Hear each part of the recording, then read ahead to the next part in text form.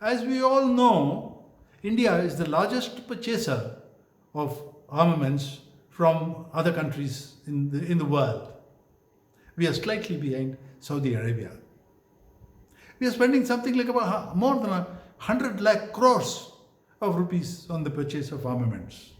And now, because of the pressure exerted upon us by China and Pakistan, we are out on a spending spree where we plan to spend something like about another $400 billion to get advanced armaments to protect our borders. Actually, if you see it practically, there is no reason to spend all this money and send it to other countries by purchasing their armaments. They make thousands of percentage of profit on their armaments. Whereas if we made them ourselves in our own country, they would be far, far cheaper and more integrated to our system of fighting. Now what we have to do? We are purchasing arms and learning how to use them in warfare, which is not akin to Indian way of thinking. So, when we think of producing these armaments in India, there is one big factor that we have to take into consideration. Armament production plants are made centrally, and the center down, the plans are sent from center down.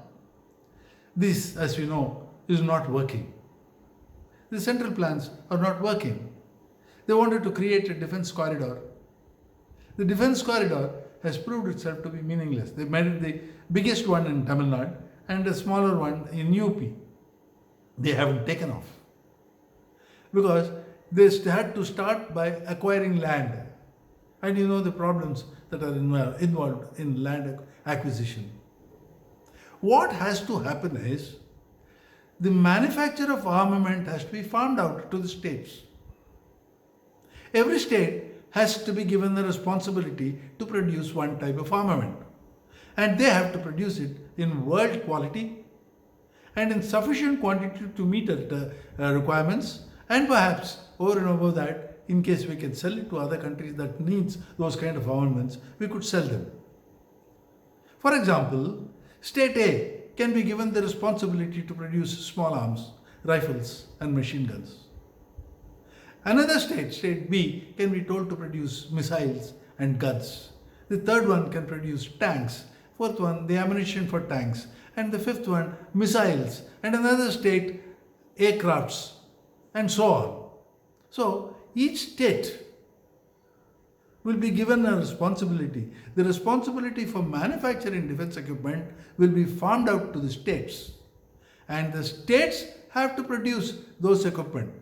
They will be supervised, this production will be overseen by the central government.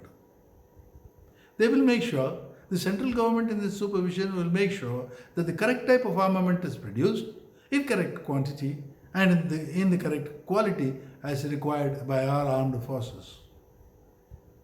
Thus, what now happens is the state governments get actively involved in production of armaments.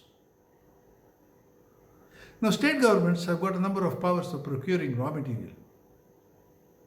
They will use that to the maximum. They have got their own knowledge base. They will use that and they will go about producing the type of armament that has been allotted to them. Such a system, if it is integrated and run well, it will be a great help to the country. This, in effect, is what should be thought of. They are talking of privatization of armament production. Before the privatization of armament, it must be made a statewise distribution of armament manufacturing responsibility. If this can be done, it will be a very great saving for our country. I have written exactly the same thing in the article. If you like the article and you like the video, please give a like and also share it with your friends. We are trying to evolve ideas about how to make India great. From time to time, I keep publishing articles in this very blog along with videos.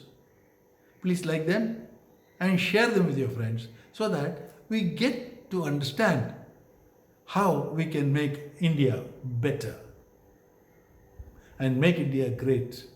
Also, please don't forget to give in your comments in the comments space given below this blog. Thank you very much for listening to this audio. Kindly read the article and give your opinions. Thank you.